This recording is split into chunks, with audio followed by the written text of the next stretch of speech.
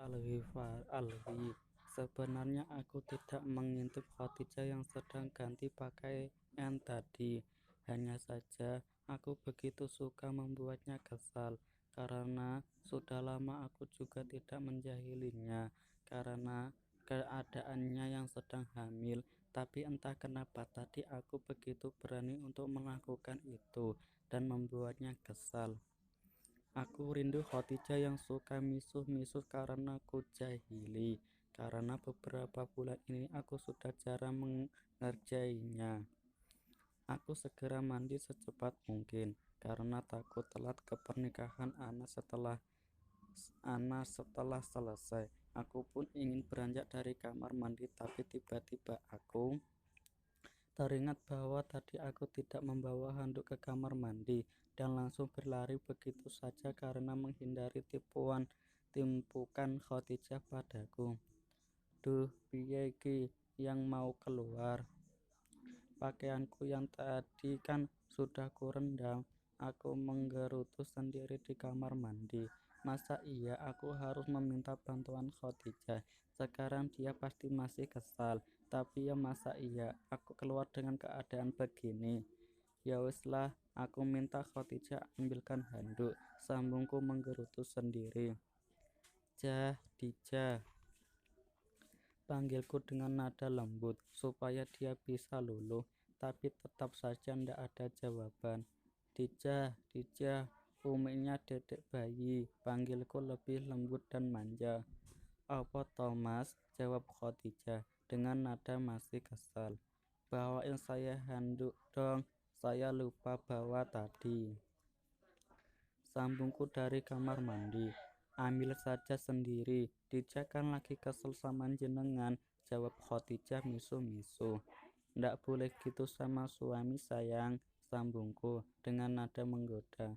Kalau ada maunya saja manggil sayang, jawab Khadijah masih terdengar kesal. Yo wes, nanti tiap hari kamu saya panggil sayang, tapi sekarang ambilin saya handuk yo sayang, sambungku masih dengan nada menggoda. Ndak, ambil saja sendiri, jawabnya masih kesal. Oh ya wes lah, saya keluar dengan keadaan begini. Enak saja, pakai bajunya yang tadi Thomas, teriak Khadijah dari kamar.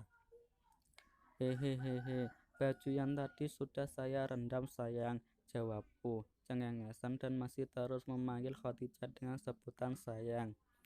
Kalau ndak diambilin handuk, saya benar keluar dengan keadaan begini loh, ancamku. Padahal aku masih memakai celana pendek yang selutut.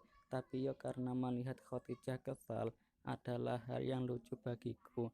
Apa salahnya aku melakukan hobiku? Hahaha, dasar suami yang jahat yo aku. Ya wes, keluar saja kalau berani, tantang Khadijah. Beneran yo, awas nanti kamu jangan teriak-teriak lo, jawabku. Aku yakin Khadijah tidak akan berani membiarkanku keluar beneran dari kamar mandi ini. Istriku itu sangat pemalu orangnya. Dia pasti juga hanya menggertakku. Hahaha. Lalu aku pun mencoba membuka kenop pintu hingga menimbulkan bunyi krak. Stop, ndak usah keluar dulu mas. Iya saya ambilkan handuknya, ucap Khadijah saat mendengar suara pintu kamar mandi mau terbuka. Sedangkan aku hanya bisa menahan tawa di kamar mandi. Dasar, sok-sokan nyuruh saya keluar. Hahaha. Belum juga apa-apa sudah teriak-teriak suruh berhenti. Hahaha. Ini handuknya, ucap Khadijah memberikan handuk padaku dari balik pintu, tapi hanya tangannya saja terulur sedangkan tubuhnya tersembunyi di balik pintu.